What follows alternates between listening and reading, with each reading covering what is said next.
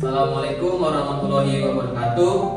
Kami dari kelompok 3 ingin mempresentasikan tentang perencanaan kinerja. Adapun kelompok kami, saya sendiri sebagai moderator Muhammad Irfani, yaitu ada juga teman saya yang pertama Nanda Suruni, Eka Ramayatisa Putri, Fa'ail Musa, Ahmad Dhani, Tridulus Mandaru. Assalamualaikum warahmatullahi wabarakatuh. Baik, di sini saya sebagai moderator pemandu sesi pada hari ini. Adapun pemateri yang akan menyampaikan ini yaitu Eka Ramayatisa Putri. Saya persilakan. Baik, terima kasih kepada moderator atas waktu yang diberikan kepada saya. Baik, di sini saya akan menjelaskan tentang perencanaan kinerja. Baik, di sini saya akan menjelaskan tentang perencanaan strategis. Perencanaan strategis adalah proses yang dilakukan suatu organisasi untuk menentukan strategi atau arahan, serta mengambil keputusan untuk mengalokasikan sumber dayanya, termasuk modal dan sumber daya manusia untuk mencapai strategi. Tindakan yang dapat dilakukan untuk memaksimalkan perencanaan strategis: yang pertama, mengartikulasi strategi dengan jelas; yang kedua, menemukan keseimbangan yang tepat antara stabilitas dan fleksibilitas; yang ketiga, memelihara review tahunan terhadap masalah utama; yang keempat, mengimplementasikan review kuartalan; yang kelima, mendanai rencana tindak terbaik, bukan menegosiasikan budget; 6. Memindahkan perencanaan dan pengambilan keputusan pada tim terdepan; yang ketujuh, mendorong pemikiran kreatif; yang kedelapan, memberikan suara strategis kepada setiap orang; yang kesembilan, mengkomunikasikan strategi secara efektif; yang 10, menggunakan skenario perencanaan untuk merespon dengan cepat terhadap kejadian yang tidak terprediksi; dan yang terakhir, menyediakan coaching, informasi, dan peralatan. Selanjutnya, tujuan dan sasaran kinerja. Tujuan kinerja adalah menyesuaikan harapan kinerja individual dengan tujuan organisasi. Kesesuaian antara pola pencapaian tujuan individu dengan tujuan organisasi akan mampu mewujudkan kinerja yang baik. Pada dasarnya, terdapat banyak tujuan dapat dalam suatu organisasi. Tujuan tersebut dapat dinyatakan dalam berbagai tindakan, di mana tujuan pada jenjang di atasnya menjadi acuan bagi tingkat di bawahnya. Tujuan tingkat bawah memberikan kontribusi bagi pencapaian tujuan jenjang di atasnya. Beberapa tingkatan tujuan tersebut antara lain: yang pertama, corporate level; yang kedua, senior management level; yang ketiga, business unit functional atau department level; yang keempat, team level; dan kelima, individual level. Selanjutnya, sasaran kinerja. Sasaran kinerja merupakan suatu pernyataan secara spesifik yang menjelaskan hasil yang harus dicapai, kapan dan oleh siapa sasaran yang ingin dicapai tersebut terselesaikan. Sifatnya dapat dihitung, prestasi yang dapat diamati dan dapat diukur. Sebagai sasaran, suatu kinerja mencakup unsur-unsur diantaranya: yang pertama, the performance; yang kedua, the action atau performance; yang ketiga, time management; yang keempat, evaluation method; yang kelima, the values. Selanjutnya, kesepakatan kinerja. Kesepakatan kinerja merupakan kontrak kinerja antara pekerja dengan manajer, yang disebut sebagai personal kontrak antara manajer dan pekerja harus sepakat tentang tujuan dan sasaran yang hendak dicapai dan menjadi komitmen untuk menjalankannya. Kontrak kinerja merupakan dasar penting untuk melakukan penilaian terhadap kinerja pekerja. Kesepakatan kinerja juga dikenal sebagai perjanjian kinerja, menetapkan pengharapan dan pekerjaan yang harus dilakukan, hasil yang harus dicapai, dan atribut keahlian, pengetahuan, dan kepiawaian serta kompetensi yang diperlukan untuk mencapai hasil tersebut.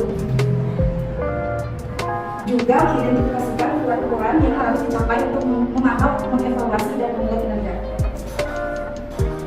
Selanjutnya, perencanaan kinerja. Perencanaan kinerja merupakan proses di mana pekerja dan manajer bekerja bersama merencanakan apa yang harus dilakukan pekerja serta memudahkan, mendefinisikan bagaimana kinerja harus diukur, mengidentifikasi dan merencanakan mengatasi hambatan dan mendapatkan saling pengertian tentang pekerjaan. Yang pertama, tujuan perencanaan kinerja.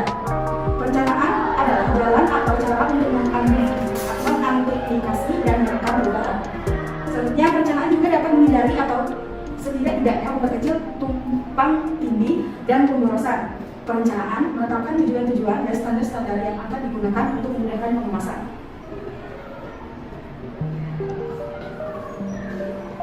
Yang B, fungsi perencanaan kinerja. Yang pertama, perencanaan sebagai pengarah; yang kedua, perencanaan sebagai minimalisasi; yang ketiga, perencanaan sebagai minimalisasi pemborosan sumber daya; yang keempat, perencanaan sebagai penetapan standar dalam pengawasan kualitas. Selanjutnya, Selanjutnya yang terakhir jenis rencana kinerja.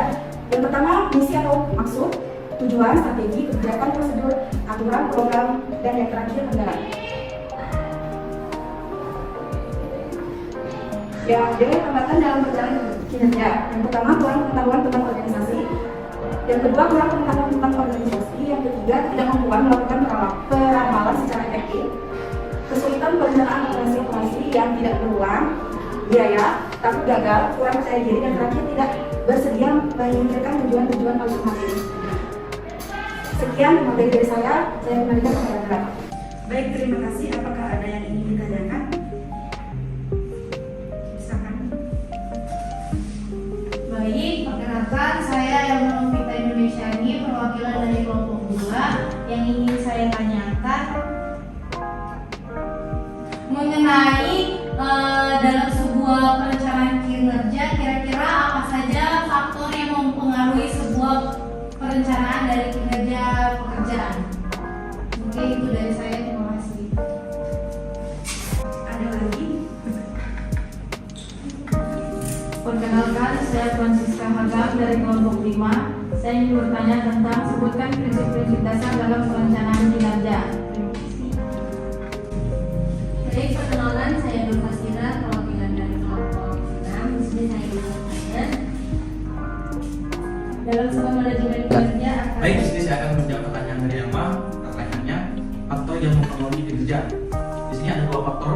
Faktor pertama, kemampuan, yaitu kemampuan pegawai untuk melakukan pekerjaan tersebut, yaitu bakat, minat, faktor kepribadian. Kemudian tingkat usaha yang dicurahkan, yaitu motivasi yang dimiliki, etika kerja, tingkat kehadiran, rancangan tugas. Yang kedua, faktor motivasi, yaitu yang terkait dengan keinginan pegawai untuk melakukan pekerjaan. Kemudian kemampuan, yaitu kapabilitas untuk melakukan pekerjaan, dan lingkungan kerja, yaitu sumber-sumber daya yang diperlukan untuk melakukan pekerjaan.